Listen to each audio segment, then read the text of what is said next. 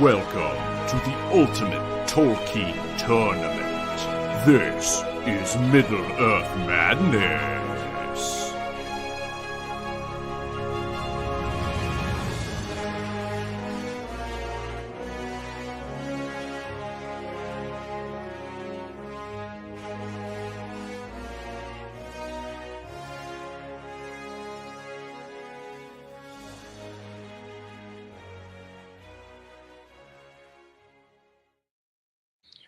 Hey, welcome back. Final night of the play-in round of the Third Age Throwdown. I'm joined tonight by Chucky, my partner in crime. I won't ask how you're doing because I already know the answer to that question, but you making it through? Yep, all good. I don't know. I tried to come up with some clever Tolkien quote about resilience or recovery or something, but nothing is coming to mind. Anyways, all good. Just gotta heal here. Have a broken foot. Chucky broke his ankle last night, so we're trying to send healing vibes to him. He's medicating with hot sauce and gumbo, which is solid step one. Yeah, and now we're adding some Lord of the Rings convo to the mix, which also is good for good medicine. Perfect. So tonight, as I mentioned before, elvish medicine would be great. Like, wish I was in Rivendell right now, but oh man, I know. I need some elvish medicine in other ways. Yeah, but man, I tell you, it's been a cool tournament so far.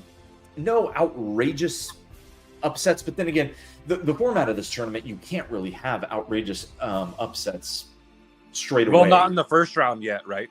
Right, because it's how the tournament is set up, because this is a 48 character tournament with a play-in round. So the purpose of the play-in round is to have really close games right off the bat, right? So it's 11 versus 12 to set up, and to advance to play the 1 seed. 5 versus 6 to set up, a match with the 4 seed. 8-7, 10-9, right? Point being, the seeds are very close on purpose, right? Whereas, the idea is, right, if you're familiar with March Madness, the disadvantages of the first round games are typically blowouts, most often, right? You got a 16 versus a 1, a 15 versus a 2. It's very rare. It does happen, but it's very rare that you get upsets at that stage. The point of this tournament is to give us a more exciting first round, play-in round, and then set up what are probably going to be, some beatdowns, like Grishnak or Pippin, unlikely to take out Gandalf in the second round.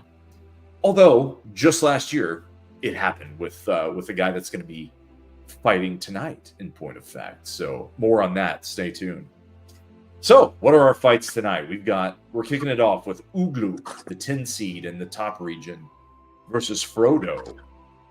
A nice little 9-10 there. Then we're going to do, by the way, tonight's all the 9-10s. Those are the remaining fights for us. So the 9s and the 10s advance in each region to take on the 2 seed in that region. So again, that's going to be a tough out. But I believe it was in this match last year that we had the big upset in that second round. So yeah, again, bookmark that. Oh, we don't need to bookmark it long, because guess what our second 9-10 is? Eomed against Farmer Maggot. And Farmer Maggot, you might recall, was the character last year who not only won the play-in round and the second round against the 2 seed, and someone last night said it was Sauron. I can't remember if it was him, and in that case it might have been, he was an 11 seed last year then. That's what happened. So he advanced to take on the 1 seed, and then Farmer Maggot with his dogs, Grip, Fang, and Wolf, upset Sauron in the second round miraculously, and went on to the final 4. So there you have it. It does happen. Super cool. Yep, super cool moment. Real quick, I just think it would be a funny thing if so I guess if Pippin faced Gandalf. Yep. They were always bickering, both in the books, and then I don't know, they kind of made it some comic relief in the movie more so than it was. But anyhow, that would be a funny one, and who knows if if Pippin could take down Mithrandir. Exactly right. And so he did win the first round. Now, again, due to technical difficulties, we'll say, and some delays in releasing this bracket product that we've been building, we took the 11 and 12 seed matches offline. So we weren't able to stream those for you guys. However, we will be posting the results after the fights tonight. So we wanted to keep, open brackets open. We wanted you guys to be able to sign up and fill out brackets for as long as possible. So we've been sitting on some of these matchups and not posting them yet, deliberately to let people, fill out their free brackets and preserve as much of the integrity of the competition as possible. So that's what we're doing here. Our next 9-10, where are we at? Oh, Balin against Bilbo. A Hobbit matchup there from the events of The Hobbit. So that's a nice little 9-10 there. And I believe, Chucky, you had, was it Balin or Glowing making a run here in your bracket? Good question. I believe it was Balin, yeah. Yeah. Because you liked his path. I thought it was a cool pick because Balin, we can revisit it here in a bit when we get to the fight. But if he can win against Bilbo, Wizard, Radagast, look, Radagast is a tough out, but of the 2 seeds, you could argue that he's the weakest 2 seed, Radagast is, right? You don't have to tangle with the Witch King. And so I like your take on that. If you want to kind of repeat it for people, I'm kind of just paraphrasing what you told me. Yeah, sure. I just feel like his path and, potential path anyway is, I think of dwarves, I think rightfully so, as tanks in a way, with just here it is, sorry. Strong armor, and then strong attack with usually axes. Yep. So, yeah, I feel like he could tank through, if you will, some of these not softer opponents, but softer in terms of their their armor maybe or their defense. Yeah, they're kind of like some magical magic attacks. Exactly. Yeah. So, until he gets to either Saruman or Quick Beam or whoever defeats one of them, probably Gwaihir or Elrohir, whoever makes it out of that top part. Yeah, exactly. They'd be easier. Well, Saruman, but yeah, you're right. I mean, it's all magical attacks against tank dwarf. So that'll be cool. But first, he's got to beat Bilbo, and Bilbo is one of those sort of, as we'll see, kind of tougher. Hobbits are tougher than you might think. Let's just say that. Right. Yes, they're 10, 11 seeds. They're not studs. They're not heavy hitters, but they got some things going for them, which we'll discuss when we get to those fights. Yeah. Last 9-10 of the night, maybe the best one, is going to be Bard against Imrahil. So you notice right away that the theme of the night. There's only one evil character, and it's Ugluk. The rest of these are good guys, and it's good guy on good guy violence tonight. So that's our theme. Let's start getting into some of the nitty gritty here. Get back to the regular screen. First fight, we've got, as we mentioned before, probably the most well-known Lord of the Rings hero here, Frodo Baggins. How do you do in the what we call the regular season, right? It's a full round robin, everyone fights everyone, right? Look at Frodo's key victories. Glorfindel, the Olog High, Landroval, and Azog. Didn't knock off any 1 seeds. Glorfindel is, I believe last year he was a 2 seed. This year he's a 3. He underperformed a little bit this year compared to past years. But still, I mean, you'd have to say Glorfindel's a heavy hitter, right?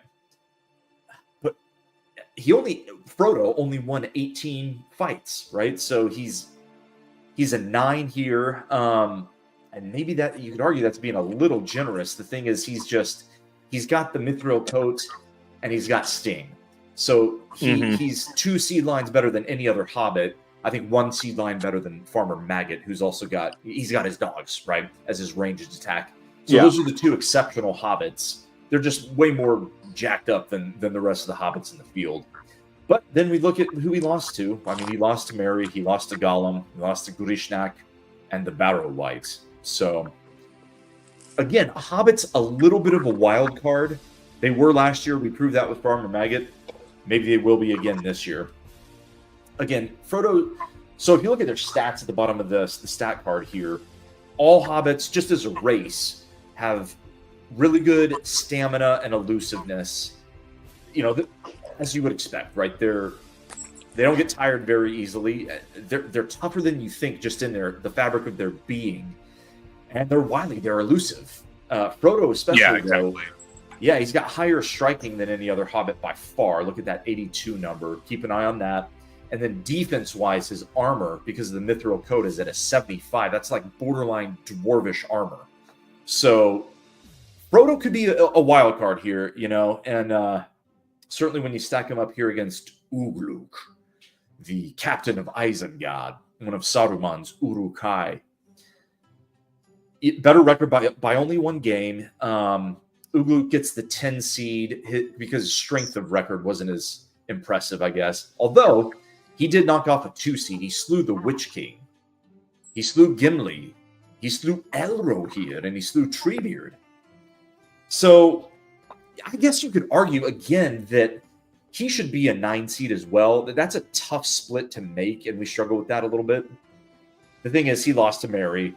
He lost to Gollum. He lost to Bilbo. He lost to Eowyn. Okay. And he only won 17 fights. And then you look at the stats. We just looked at Frodo having an 80 something. Sorry, I already forget. Frodo's striking is 82 there in the middle of the offensive stat card. Ugluk striking 60. So it's only one stat, and the battle engine factors in several different stats throughout many phases of battle. Yeah. Right. Yeah, but I'm looking at that ferocity for Ugluk and a lot of orcs, but that ferocity is a lot. Yes. 100%. Yeah, I overlooked that. And stamina and agility. Look, Ugluk's got some things going for him. Those top 3 stats are very strong, and orcs are super ferocious, right? So just as a race, you're going to see that, but he's also an Uruk. So he's an Isengard Uruk. This guy's pretty jacked up. Of course, his weaknesses are clear too. He kind of on the defensive side, his valor is not super great. His elusiveness is very strong. His armor, not very great. His spirit and his magic are non-existent. So, again, all of why this first fight should be pretty interesting. Thoughts on this one as I queue up the fight, Chucky? Yeah, so I'm gonna go off the. Okay, well, first of all, on the fight, I don't know. I feel like Frodo has got this one, that mithril coat and everything, and remind me again. Does Bilbo? Sorry, an alarm. Does Bilbo have the mithril coat as well in this? Great question. Yes, he does, and he also has Sting. Okay. Yeah, that's what I thought. I just needed to refresh. Yeah, so just for anyone. I'm sorry. No. Excuse me, I misspoke. Bilbo has Sting, but not the mithril coat, because it's the most familiar version of the characters. And if we're getting that right, then Bilbo did not actually fight in the Battle of the Five Armies with the mithril coat. I was gonna say, he never actually wore it, really. Right. He just took it home. Not in the events of The Hobbit. Right, exactly. So, sorry, I misspoke there. So Frodo is stronger. He's 1 seed line higher than Bilbo too, because he does have that mithril coat. But they do both have Sting. Interesting. Yep. And I guess if you really wanted to break it down lore-wise, I suppose Frodo got into more conflict, like in Moria and stuff like that. Obviously, Weathertop, he didn't really fight back or couldn't have. But anyway, rabbit hole there. But yeah. The other thing I wanted to say, not really on the match necessarily, but just on Ugluk really quickly. I recently, I basically read through or audiobook listen through the books every year at some point or another. And I've really realized lately how cool it is, the personification of the orcs at the beginning of the Two Towers. It really is. Up to that point, you haven't... The Fellowship, don't get me wrong, is amazing and possibly my favorite of the trilogy. And I know that initially Tolkien didn't actually plan to separate them into 3. So it's interesting the way that this works out, but it feels like, because I think it's right off the bat that you start, at least in the first couple of chapters in the Two Towers, it's that chapter which I can't remember the name of, where you get insight into the orcs and the Urukai. Yes. Um, Yeah, and the two rival bands, one from Lugburt and Mordor, and one from yeah, Isengard, and their differences and their infighting. Right? it's pretty cool. immediately like just a completely different a different perspective that we weren't provided in the Fellowship at all, in terms of like a evil point of view, but also the orcs, and Yeah. to some degree one could say that they didn't even know that they talked throughout the entire Fellowship. Exactly. So Yeah. anyways, really really cool there. And because of that, Ugluk and Grishnak are some of my favorite characters, just because Tolkien fleshed them out so much. I believe it was Super Ugluk. underrated. Yeah. Yeah, I think it was Ugluk is the one that he described with really long arms. Is that correct? See, I thought it was Grishnak, but I could be wrong about that. It's easy to mix them up. I know. Yeah. Yeah, and then and see, the movies get in your head too, and they changed Ugluk to Lurtz in the movie. And he was a cool character, don't get me wrong, but it was very different, right? With the bow and everything, and so I don't remember a ton about Ugluk. You probably have a fresher reading than me on Ugluk, actually, in terms of, I don't think he's slain. Is he slain by at Parth Galen at the breaking of the Fellowship? I don't think so. No, because he drags the hobbits to Isengard, and I think he lives, doesn't he? I think he gets or does Éomer slay him? No, so Grishnak is the one that is slain, like, By Éomer. in that sentence with the gleaming, like his armor, like, Yes. glimmered in the moonlight or whatever. Really cool. And I don't know. I think it's just any old Rohirrim. I don't know if it specifies that Éomer threw the spear. But anyways, someone throws a spear or maybe shoots an arrow. I remember in the movie it was a spear, but anyways. And so that actually in the movie they got pretty spot on to how it was described in the book. Yeah. And then Ugluk, I believe. Yeah, the death of Ugluk, I'm not sure. I don't remember. See, me neither. I think he lives. Drop in the comments, people, if you remember that scene from the books and kind of the outcome of. I thought Ugluk, they slew everyone though. Maybe we can just assume Yeah. that he's just killed along. Because That might be the answer. again, Tolkien's not necessarily like, it's not a weak spot, but he, in battles, isn't super descriptive all the time. It's not always about the details. Yeah. Yeah. Interesting. Yeah. That's some good Lordor, guys. Good stuff there. Are we ready to fight? Sure, let's go. Kind of going for Ugluk in this one, for I don't know why. Yeah, it'd be interesting to mix it up a little, wouldn't it? Sure thing. Let us fight. First battle. Okay.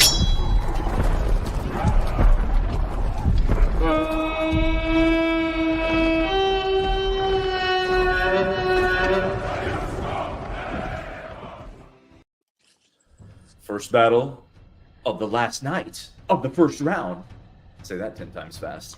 We got Frodo against Ugluk. Let us fight. First attack goes to Ugluk. Take off the mithril armor. Frodo recovers, comes back. Fails to hit. Back comes Ugluk with a poisoned dart attempt, but misses. Frodo attacks, can't engage. Both can't engage. Oh, a first stroke by Ugluk! Oh, wait! That was Frodo! Frodo Wow. with a decapitatio! Whoa, dude! What Well, it's an happened there? elven blade. What are you going to do?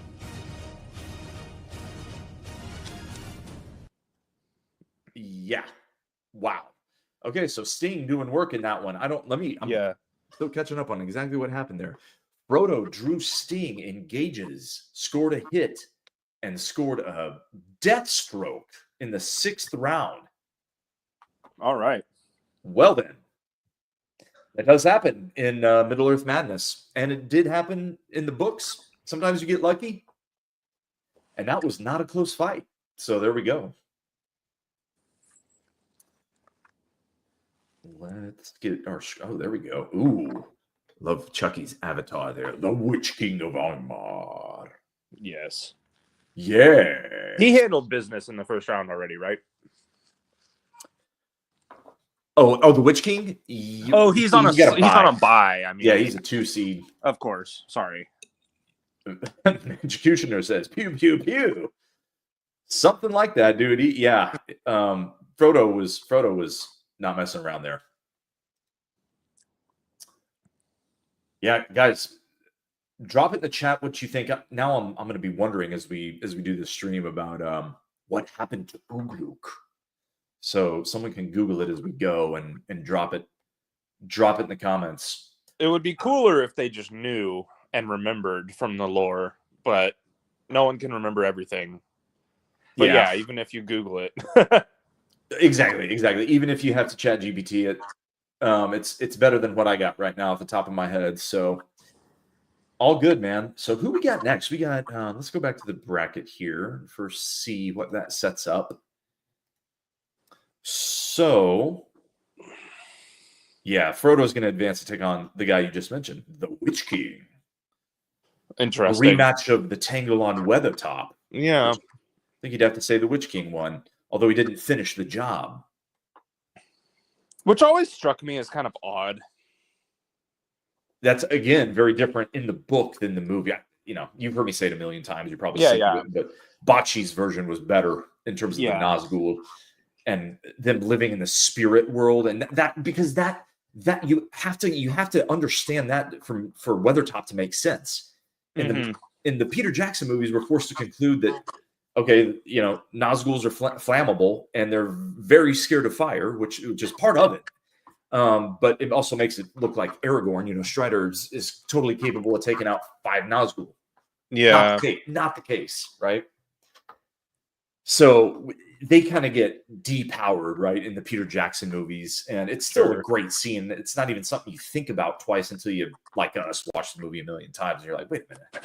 So, or reread the books, right? And then in the books, the Nazgul are so completely evil, and so that whole spirit world is much better described. How they don't really even exist in our world fully, right?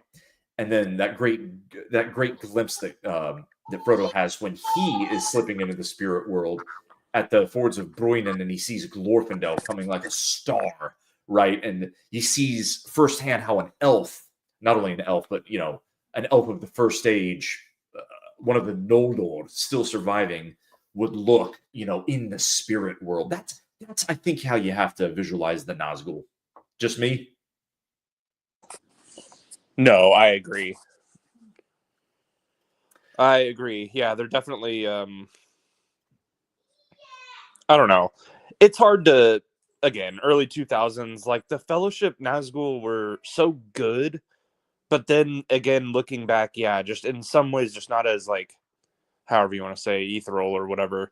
They're just, and it's hard to do that on screen, right? Yeah, exactly. That too. Anyhow, moving along to our second fight of the night. Who do we got here? We got we got Eomer versus Farmer Maggot. Okay, yay. Wait, is that right? I feel like we skipped one. 8-9. Oh, there we go. Yep. Eomer against Maggot. More good guy on good guy violence. The theme of the night. So this is an interesting one too. I'm going to throw up the little. Let's get rid of the bracket here and throw up the stat cards. Eomer,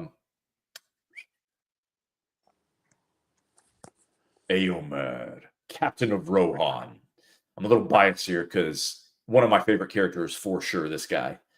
However, we should tell people, what is the strength of the Rohirrim? It's their horses in the event of the stories, right?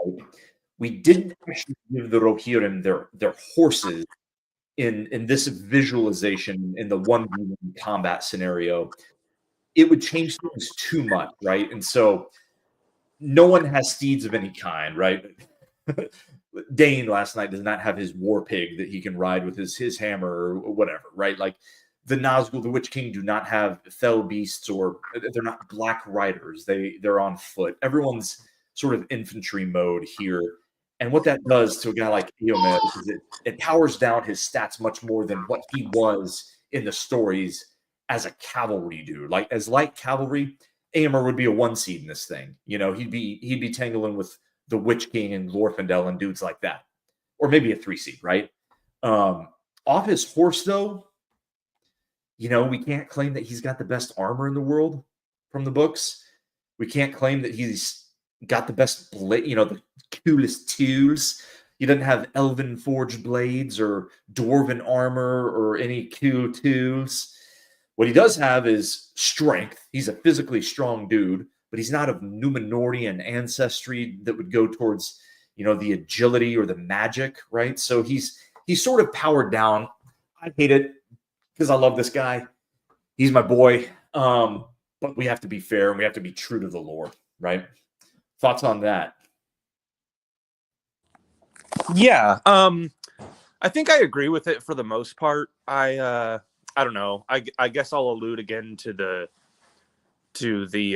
Middle Earth strategy battle games, otherwise known as minis. Yeah. Where the Rohirrim don't exactly have the strongest armor, but one thing they do have, even on foot, is quite a wide arsenal and some of weaponry, and so they have versatility there in that they can, you know, use the sword and shield combo. They can go for just like 2 hands on the sword, or spear and shield, or potentially even a sword and a spear. And then for another reason that I don't have anything to back this at the top, but just off the top of my head, in Pelennor Fields, because in the books they whenever they, in the hour that they draw swords together, or however that goes, and it's Aragorn and Aemir, right?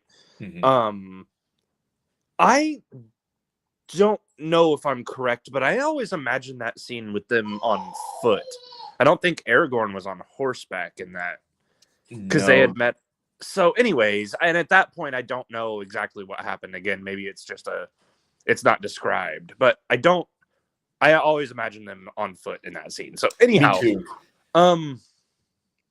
all that to say that I think maybe they can be underrated even without their horses, right? They're still really good fighters. Exactly. Yeah.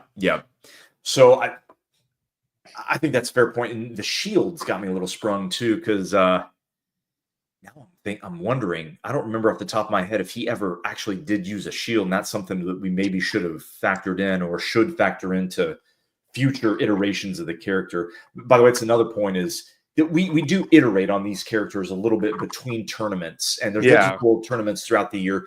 We get stuff a little bit wrong, right? Like, I can't think of a great example off the top of my head. So one of them is Maggot. After his run last year, we rethought him a little bit, and he's not stat-wise the same.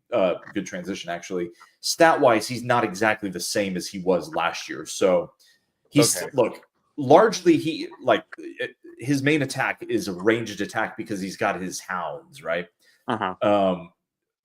But I think we had the hounds, the piercing strength of the hounds in the mid 80s, thinking, well, 3 dogs on you at once.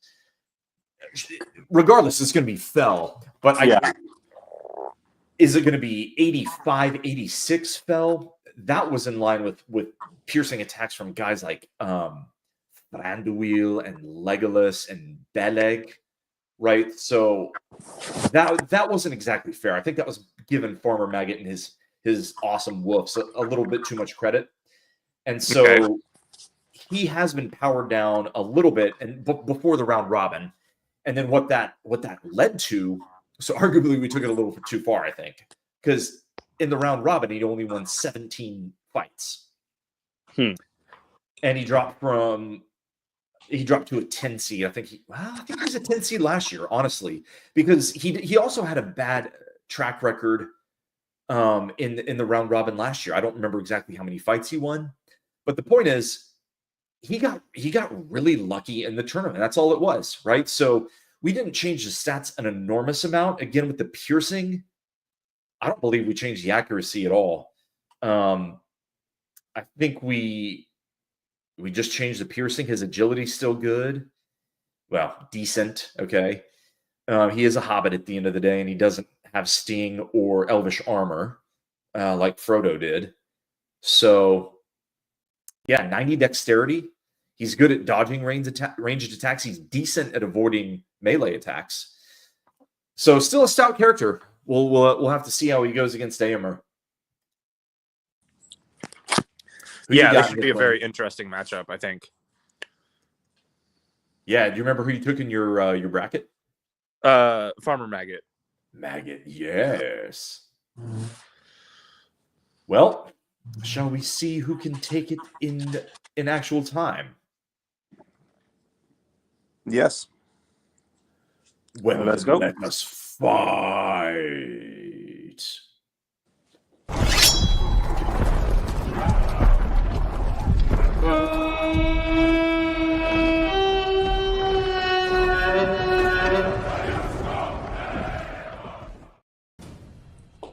In the second fight of the night, we have Aomer, who is still on your screen, against Farmer Maggot, who is now also on your screen. Let us fight!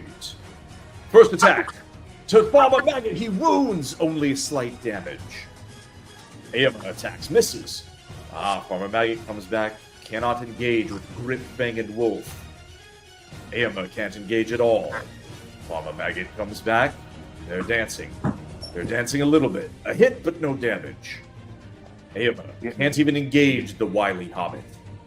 Oh, there he goes, and a nasty wound off the top. Okay, so advantage Aomer through 10 rounds. But can it continue? Another ranged attack by Maggot. He's sicking the dogs on him. That's his best move, his best hope. And Aomer's having a tough time engaging, so this is what's going to keep Farmer Maggot in the fight. His elusiveness. Back and forth they go through 15 rounds. Maggot's forced to use his pitchfork. Obviously does nothing. Okay, back comes Aomer. He engages, can't hit. And they're dancing. A hit, but no wound. It's by Maggot. Through 20 rounds, mostly they are dancing. Here's a hit by Maggot. Does no damage. Aomer once again cannot engage the wily hobbit. Back and forth they go, approaching 25 rounds. Tink! A hit. Deflected by Maggot. Maggot comes back. Back and forth they go. Through 30 rounds. Advantage to Aomer, but it is still anyone's fight. A wound by Grip-Fanged Wolf! And there we go. Anyone's fight through 31 rounds. Aomer comes back. Can he draw blood? He engages, cannot hit. Maggot wounds again, only 5 damage though. The hounds are getting to Aomer here. He needs another blow with the sword here. But he cannot engage the hobbit. I feel like the momentum is shifting to Maggot here. Toothwine. The steel forged in Edoras. Good blade, a Viking blade. Not doing enough damage so far. You have to engage your enemy to hit him. You have to hit him to wound him. Basic combat, right? Oh, Grip-Fanged Wolf. Hit, but no damage. Aomer comes back. Engages, but cannot hit. Another wound by the hounds! And Farmer Maggot takes the lead in the 41st round. We got a fight here, fellas. Oh, a wound by Aomer, but only slight, only slight. Interesting. Okay. You'd think once he can hit him, he'd do a little bit more damage, but a glancing blow there. Again, picture these fights however you want. That's part of the fun. We'll just give you the overall action. Play-by-play here. Back and forth they go. Oh, another wound! Is this enough? Slay! Yay! Farmer Maggot slays Aomer with the help of his trusty wolves. Again, dude. Again. Well, I'm Switzerland, so I can't have a dog in the fight. No pun intended with Grip-Fanged Wolf there. That's what he does. This one disappoints me a little bit. I love it. That's what Maggot does. That's My what he does, favorite dude. Hobbit That's what he in the does. tournament. It is great, and I feel like we kind of needed well, again, not that this is a huge upset. It feels like more of an upset than it really is, kind of for the reasons we mentioned. Like, but in the battle engine, these guys' stats are pretty close, and they perform very comparably in the round robin where everyone fights everyone. So, Yeah. mathematically, statistically speaking, this isn't much of an upset. But in the Well, books, it's not like he took him out in 3 rounds or whatever. 100%. Yeah. 100%. Good one. They were dancing around for a bit there, so good Yeah. fight. It compensates for our 6-rounder that to begin the night where Frodo just annihilated. Yeah. Do you know what the longest fight of the first round has been in terms of rounds? Yeah, it was 60-something rounds, but I'm going to struggle to remember. Here, we're going to bring the bracket back up anyhow, and I'll have it for you in just a sec. I'll remember it when I see it. It was not one of our 11-5. Was it Glowing against Elladan? No. Wait for it.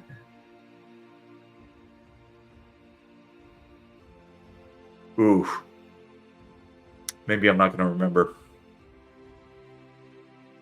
Sorry. No worries. Yeah, but it was 60-something rounds. Yeah. Awesome. So it gives you a little taste. You know, these can go 3 rounds. They can go 70 rounds. So Yeah. it really does depend. Especially with that elusiveness, because again, with our battle flow, you have to engage the enemy to hit him, and then it's not certain that the hit will wound him. So the more elusive, that's the first domino you have to knock over for the battle flow to get to actual wounds, right? So yeah, that's how it sets up. Okay. 3. Yeah.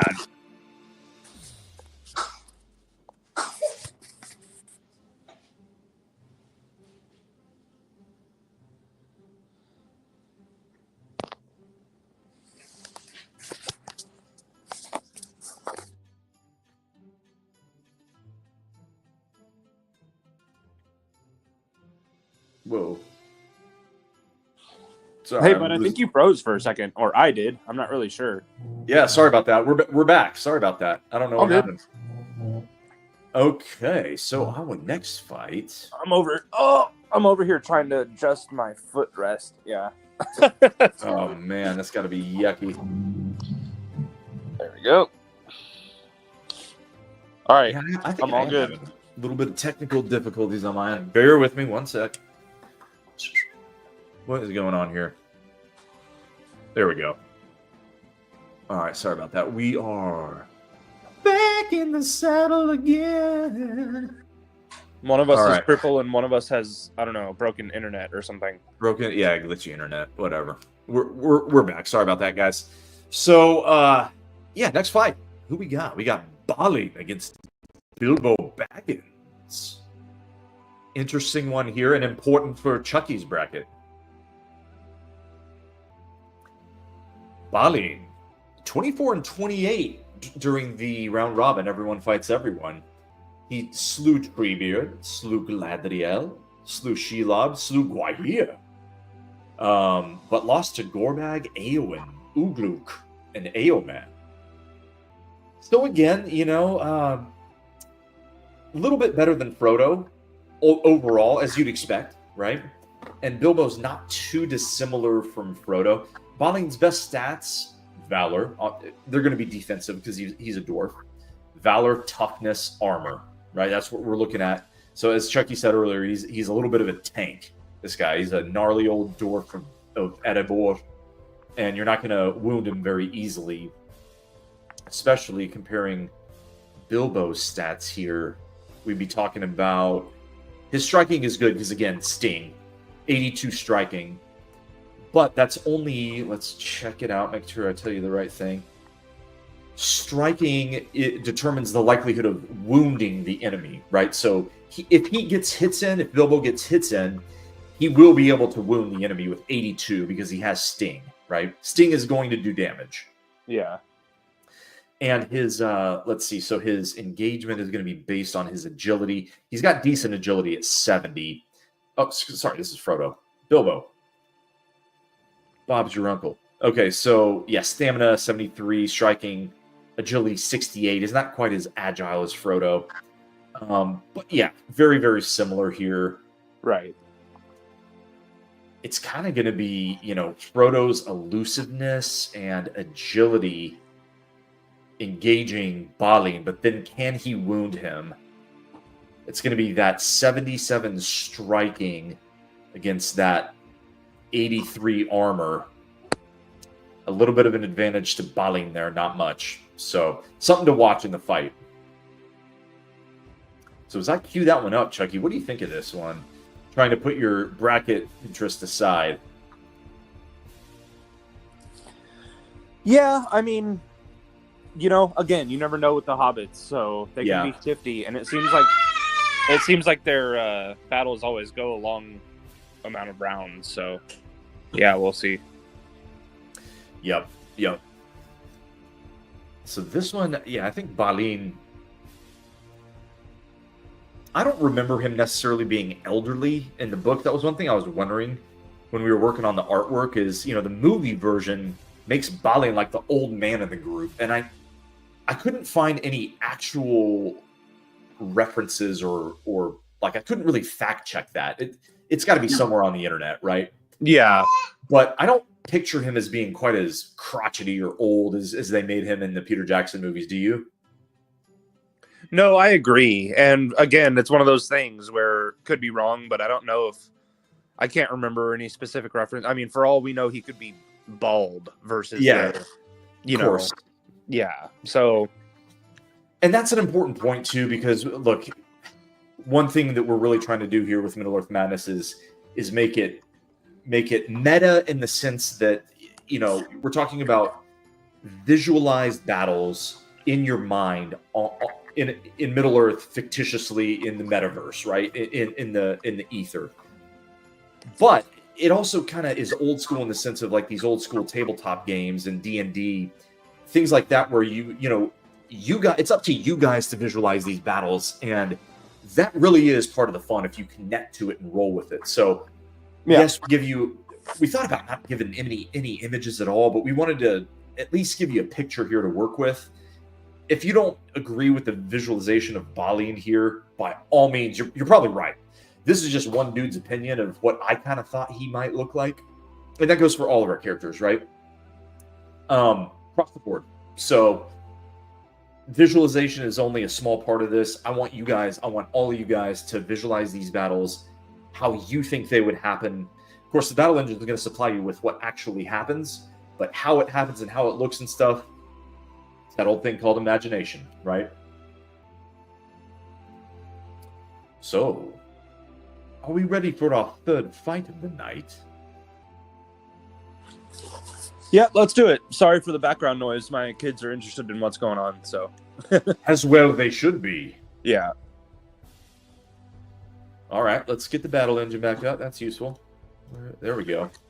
Who's going to win, Vinny? Oh, Benny, who you got?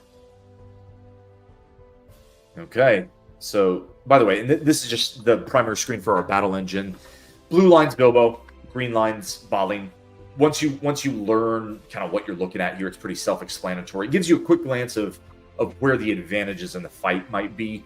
We're not going to get deep down in the weeds statistically, because what we've done is we've set that up all on our website. So trust me, you can go down the full statistical rabbit hole and nerd out all day long about stats. I like to do that sometimes. Chucky, you probably even more so than me, being better at the maths. Dude, you can go deep with the stat stuff, and we encourage it, man. Go to the Battle Engine tab of our website and explore to your heart's delight. If that's not enough, we'll be showing you at the end of the show the Middle Earth Madness newsletter that goes a step deeper, but also makes it entertaining. But without further ado, we have a fight to get to, don't we?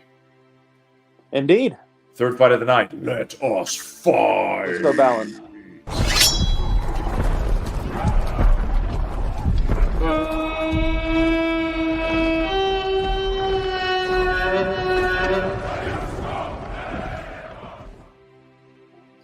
All right, Balin against Bilbo. Let us fight. Where are the drums of war? Hark! There they are. So now we can fight. Who gets first attack here? It is Bilbo with Sting. Cannot hit. Balin comes back with his dwarven mattock. He cannot, well, he engages, but he can't hit. A hit by Bilbo off the dwarvish armor. Balin came back. Cannot engage the wily hobbit. Something to watch for. You know, Bilbo's elusiveness is definitely better than Balin. Okay, back and forth they go. Oh, the first wound goes to Balin. And he has the advantage through 6 rounds with a slight smite on the hobbit. Bilbo comes back. Cannot damage. Back and forth they go. They're dancing through 10 rounds. Another hit by Balin. No damage. A hit by Bilbo. No damage. Through 12 rounds, advantage to Balin. Back and forth they go. A wound, only slight. 5 damage points to Bilbo with Sting. Back and forth they go. Oh, another blow with the dwarven mattock to Bilbo. And he's bleeding. Half his life gone through 18 rounds. But, as we remind you every show, you are never out of the fight. Did I just jinx Bilbo? Maybe. Back and forth through 20 rounds. Advantage still to Balin. Bilbo attacks.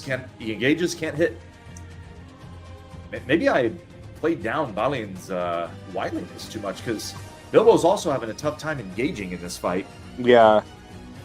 Bilbo engages. Again, can't hit. And neither can Balin. Back and forth through 26 rounds. Still advantage to Balin. On they fight. Sweating. A wound to Bilbo! Sting doing some work with a slight smite to even the fight a little more. Still a 20-something, 27-point advantage to Balin. Approaching 30 rounds. A hit! No damage. Bilbo got a hit of it. Dwarven armor bailing him out. Dwarven armor, a real thing. Another hit by Sting! Is it enough? Oh my god. Bilbo takes the lead in the 35th round, and Balin is on life support. Right after I said Dwarven Charmer is a real thing. Maybe jinxes are a real thing. All right. Can Balin get back in the fight? He picks himself up, dusts himself off, wipes the blood out of his mouth, and swings his mattock. Whips! Bilbo comes back. Engages, cannot hit. Can't hit, and they're dancing. Can Bilbo finish it in the 41st? Hits! Ting! Off the armor. A wound by the heavily wounded Balin. Doesn't do much damage in at this phase. Wow. The 43rd round. Can Bilbo finish? He can't. Balin comes back. Back and forth they go through 45. Bilbo waiting to finish it. Balin hoping to get any sort of wound here. Back and forth through 50 rounds. Balin tries to throw a dagger and misses. Bilbo comes back. A wound by Balin! He brings Bilbo down to 9 life! Wow. They are essentially tied in the 52nd round. Anyone's fight now. Who's going to get the next blow? Next blow wins. Back and forth. Back and forth. Oh, they're tired. They're both heavily wounded. Who will live and who shall be slain? Back and forth through 60 rounds. A hit. Tick off the dwarvish armor. Back and forth they go. Another hit. Off the maybe hobbitish armor or deflected by Sting. Back and forth through 66. Anyone's fight. Another wound, and it's still not enough. Whoa. Dagger throw by Balin. It hits Bilbo, but it's not enough. And they are almost exactly tied through 70 rounds. Tink, tink. Back and forth they go. Next damage has to win it. Has to win it. Back and forth through 76 rounds. We have a marathon. And a wound by Balin isn't enough. Slay. Yes. Oh my gosh. Balin finishes the fight in the 78th round. New record for this tournament anyway. Wow. That was sketchy. I need a sip of water after that one. Great fight. Hell of a fight. Man. That was scary. No one deserved to lose that one. That's how the dwarves do it, though, eh? It is. They grind it out because they're defensive tanks. And sometimes, I don't know, they're like hockey players. Sometimes they play better when they're like bloodied. They certainly seem to, dude. It's not like we program that, but I mean, we've seen it a couple times now, so maybe it's a thing. Maybe it's just how the stats grind. Yeah. Oh, man, that was a good one. So Bali, maybe he is the old... He certainly fights like the old crusty dwarf in the group. Next fight.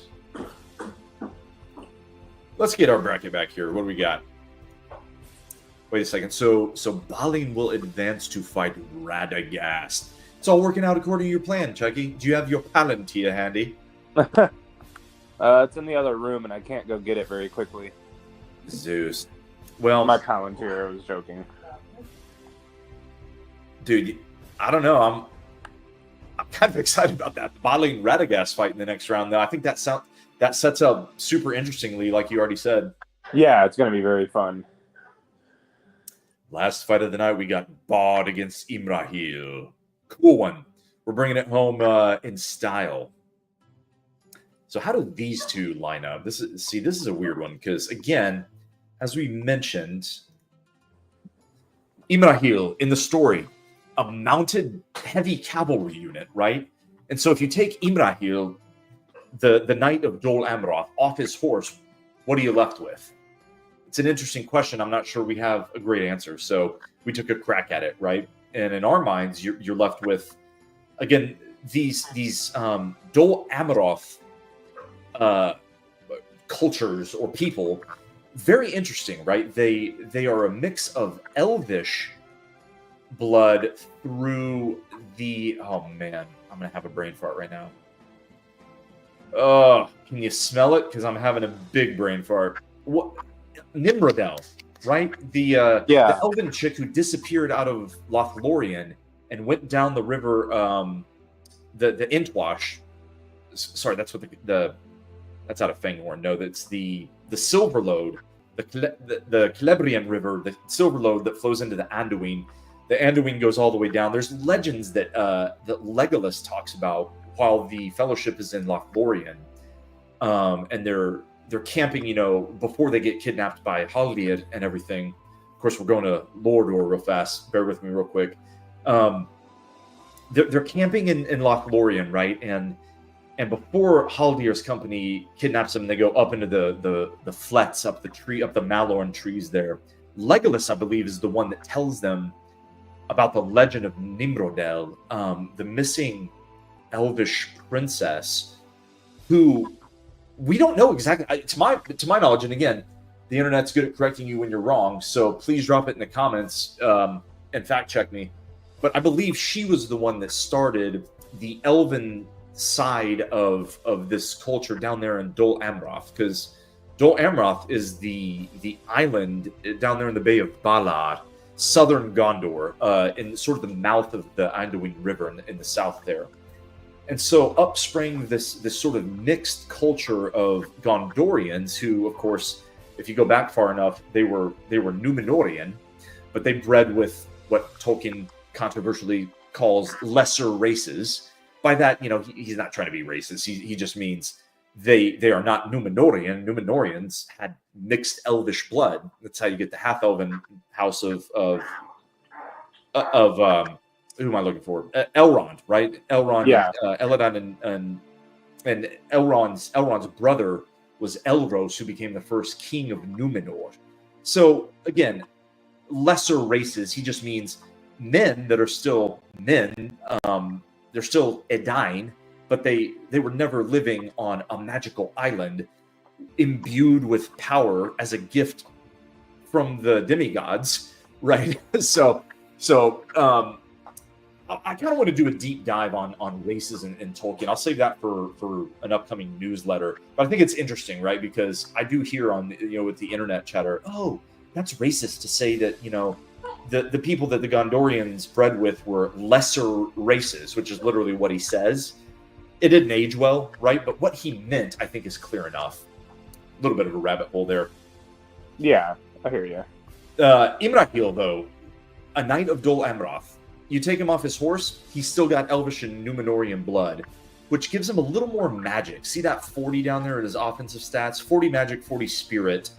That's a little bit better than, other non-Numenorian men. Eomer earlier, for example, just a quick comparison. 40 magic versus 25 magic and 30 spirit, right? Eomer and the Rovanian men, all men of Rovanian, ultimately the Rohirrim are from Rovanian in the north. They were Northmen who came down. This is one of Tolkien's lesser races of men, right? These dirty, swarthy, blonde-bearded savages, right? Are not Numenorian. Make no mistake, right? So they are a lesser race of men compared to Dol Amroth, certainly. So it's cool to think about. We had some fun kind of grinding out these stats. Again, we'll iterate on these. And spoiler alert, in one of our upcoming tournaments, we're gonna give these guys their horsies back. We're gonna have steeds, and we're gonna have like open battlefield knights. So you'll see Imrahil go from like a 10 seed to like a 2 seed, right? Same with Eomer. That'll be fun. But right now, he didn't do so hot, man. He got 15 wins in our Everyone Fights Everyone. He did slay Radagast. He slew the Watcher. He slew Beor. He slew the Olag High. But he lost to Pippin. He lost to Bilbo. He lost to Gorbag and Grishnak. It's a mixed bag. Yeah. What are your thoughts on Imrahil, Chucky? You like this guy, right? Yeah, I always have. I don't know. Cool character in my opinion. And Totally. I'll say the same thing that I said with Eomer's. I don't know. I still feel like they're very formidable without a horse, Oh yeah. Especially maybe even more so with Imrahil because he's a strong armored knight. I mean, just think about a knight just from medieval times that's knocked off their horse, but exactly, still has a shield and whatnot. Dude, they still have a fell blade and a lance or something that's going to do some damage, right? Yeah. I think we'll find out as soon as we queue up the battle engine, but I think we gave this guy a lance and a sword, I believe, and he prefers the sword because, again, he's dismounted. So the weird thing about this fight, though, is he's going up against an archer, Bod. Like, what's Bod's strength? Look at his accuracies, 83 with a piercing of 73. That's about as good as you can get for a human archer, right? The elven archers are much better, but not really accuracy better, more piercing better. They have better arrows, better bows, right? Bod, of course, has good accuracy. He slew Smaug. That's what he's famous for. Got to be a good archer to do that, even if it's sort of driven by fate and this idea of, it was his destiny to slay the worm or whatever. You still got to crank back on that bow, and you got to hit the guy right through his weak spot, right? So this guy doesn't mess around. Yeah. You've seen in previous tournaments Bard pull some upsets because of that ranged attack. So it's something to watch here. I'm going to queue up the fight without running my mouth anymore. Chucky, thoughts on this fight? Who'd you pick in your bracket, and do you think you're right after we went through all that? Yeah, I went with Imrahil. In my mind, we were just talking about that accuracy. I feel like Bard would have to be hyper accurate, like in terms of shooting. I don't know. And he was with Smaug, right? But, like you alluded to, how much was that just like fate versus actual skill? I don't know. Yep. But no one does. Yeah, I don't know. I imagine the armor really helping Imrahil in this one. Good call. Ooh, yeah. I didn't even mention his armor. He does have very good armor for a human, too. That's worth noting. Yeah. Thank you. Yes, 72 armor. Look at that. That's it's not dwarvish armor, right? Dwarves tend to be up in the 80s. But for dudes, like only Boromir with his shield can kind of match those armor stats. So that's something to watch as well. But and again, green line is Bard, blue line Imrahil. You see the... Actually, 1 second here. I'm looking for the armor advantage. I'm not seeing it. Oh, yeah, there it is. So, yeah, he's got an armor advantage. He's got a striking advantage. Of course, he's got all the melee advantages, and then Bard has that huge spike you see in the middle there for accuracy. So, it's exactly what we said. Last fight of the night. Are we ready? We were born ready. Yep, let's go. Let us fight.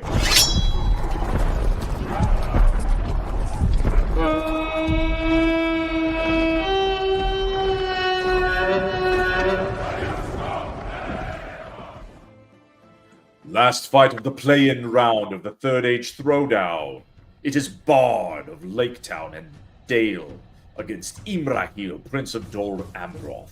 Let us fight! First attack goes to, usually the ranged character. He hits, but does not penetrate the armor. And right away we see something that could be the key to this battle. Armor versus piercing. Okay? Yep. So let's watch it.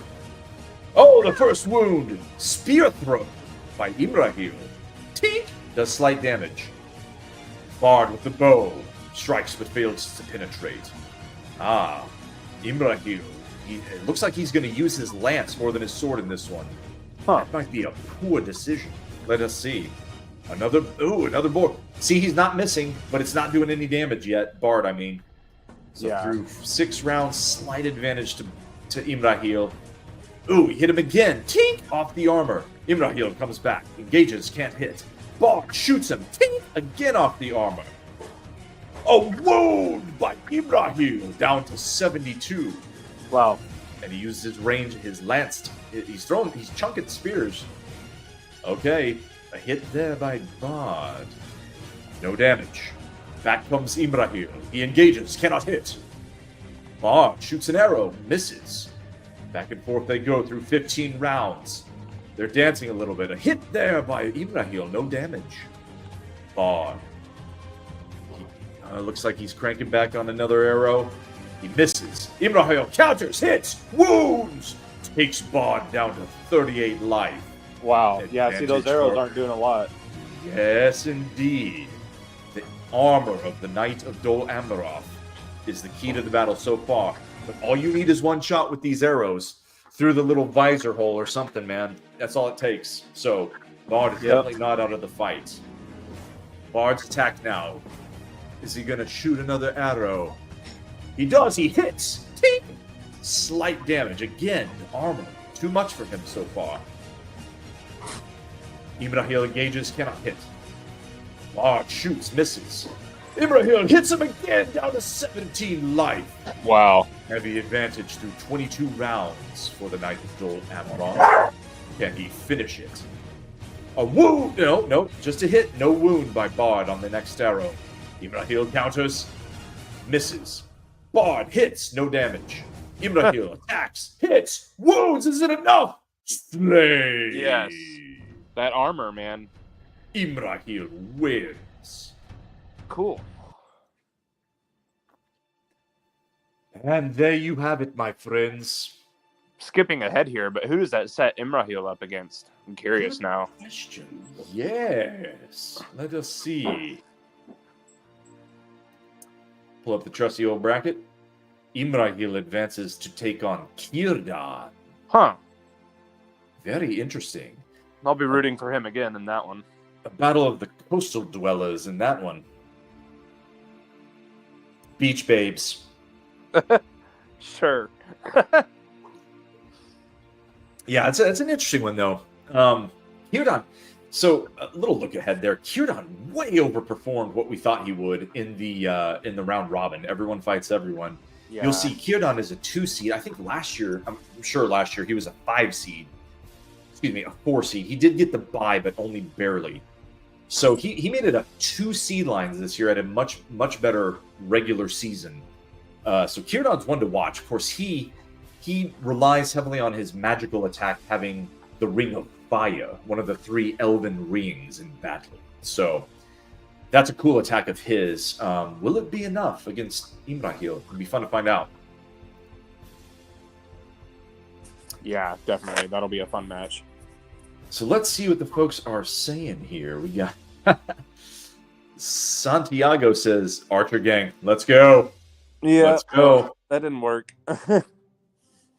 Yeah. It to me, again, the basketball analogy is these teams that like hunking a lot of threes, like Golden State Warrior style, right? BYU, good example this year. If you're a hoops fan, BYU is they got to the Sweet 16, just knocking down 25 threes a game. Yeah. When you get hot, you look awesome. I mean, you look like you can beat anyone because you can. But then when those threes aren't hitting, it's like Bard with these arrows. Bard's cooking against like a couple characters with low armor ratings, right? And then you come up against a dwarf or Imrahil who's got great armor. Different story. Yeah. These geese merchants can go suck on some eggs. Is that a reference to the Swan Knights of Dol Amroth? I guess so, yeah. There you go. The geese merchants. Dude, yeah, oh man. Yeah, well, Bard is like a dead fish merchant, so. Exactly, yeah. A fishmonger. Awesome. Well, we're running long tonight, but it's been fun. Let's close with the usual promotional stuff that I hate doing. But it's important. Guys, thanks for watching. Would love it if you guys want to support. We got cool ideas. And honestly, it's not about money in my pocket. It's about I really want to build this next cool idea that we have and that's burning a hole in my imagination because I want to roll out the Middle-earth Fantasy League. Yes. Draft your Tolkien characters on your fantasy roster. Put them to the test against your friends. I have to build this, and devs are expensive now, even when they live overseas. I don't use overseas ones. I use American ones, and they're expensive. All right. So if you'd like to support our next cool project, the way to do it is subscribe. Subscribe to MiddleEarthMadness.com. Go to MiddleEarthMadness.com. We got the website up right here. Go to that sign up tab, top right. Mash that button. You'll see two options. One, $3.79 a month. For that, you get free entry into our next tournament, which we've alluded to here tonight. It might involve some cavalry. We're going to iterate on these characters. We're going to introduce new characters. With that subscription, you also get something I'm going to show you right now, actually. You get the newsletter called the Memo. See what I did there? Yeah, so you get the memo. This is a little preview I wanted to show you guys. So the memo here, check this out. Newsletter, right? What do we do in this newsletter? Well, we try to entertain you and not make you read pages of nonsense. That ain't the point. We want to help you dominate your next bracket contest. Why? Because your next bracket contest, should you choose to play, is going to make you money if you win. That's the whole point of a bracket pool, right? You join and you have a chance to win payouts. It's awesome. So let us help you win payouts. And the way we do that is we give you inside info on the battle engine, the battle stats, some of which you've seen tonight, sort of how things work, and give you a glimpse of, kind of who these top seeds will be, why they're going to be top seeds. Some of the characters, in this case, that didn't make the tournament, right? Guys that we've got in mind for upcoming tournaments. Kambul, the Easterling that becomes a Nazgul. Beregond of Gondor. Gambling, Gildor. Helm Hammerhand. Scoff of the Worm. Ale of the Young. Thranduil. Just a few, right? And of course, Tom Bombadil, the ever mercurial, controversial, I still don't know if I want to put him in the game guy, right? How the hell do you make Tom Bombadil a character? Well, maybe we'll put it in the newsletter and you can read and find out. This particular one, though, we went deep on Helm Hammerhand because we just saw that. Me and Chucky were talking in Tennessee about the new Japanimation version of, what's it called? War of the Rohirrim. Thank you. God, it's such a simple title. It seems like it should be something easier to remember or harder to remember. Anyway, yeah, we just saw that, and I thought it was better than I expected, honestly. After Rings of Power being so much worse than I expected, it was very refreshing to have a piece of like Tolkien film that was much better than I expected. Like it was good, and they didn't do any characters dirty, honestly. Like, well, they made it done the Watcher in the Water a little dirty, right? That was weird, but yeah, honestly, that was unnecessary. That was unnecessary. Like, okay, but give them a mulligan on that, and I think the rest was pretty badass. Like, Helm was pretty good. And so anyway, in the newsletter here, if you want to go deep, like we toss some maps at you. We talk about a little bit of the history of Rohan. That just happened to be the subject of this newsletter. So it's about winning your bracket. It's about going deep on some Lordor, if that's something you like, here on our streams. And so you get that for free if you subscribe for $3.79 a month. MiddleEarthMadness.com. Hit subscribe. If you want to be a VIP subscriber, that's $13.79. Why these weird numbers? Could it be related to the number of rings that there are in Tolkien? I wonder. So yeah, $13.79, $3.79. The difference really is if you want to pay $13.79 a month and subscribe, we'd obviously love to have you. That gets you pretty much unlimited access. You can hop on these streams with us anytime you want. You can narrate, you can comment. You get 3 free entries in every upcoming tournament. You get the newsletter, and you get sort of behind the stage access to some premiere video and audio stuff that we're gonna be rolling out.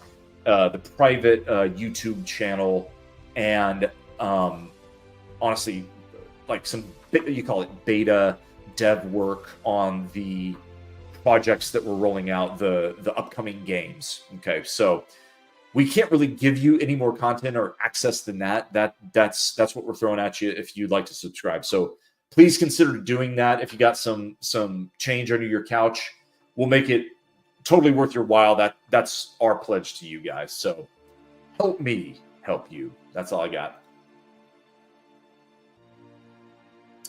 So thanks for joining, everyone. Chucky, thanks for hopping on, even though your ankle has to hurt like a son of a bitch. Yeah, it's fine. I'm propped up here. Good. Well, once again, we appreciate everyone. Take care out there. Follow us on socials, your favorite social. We're on them all.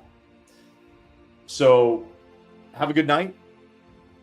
And as Professor Tolkien says, you cannot come to the morning light except through the shadows. And where there is light, there is always hope. You are never out of the fight. We'll see you guys next time.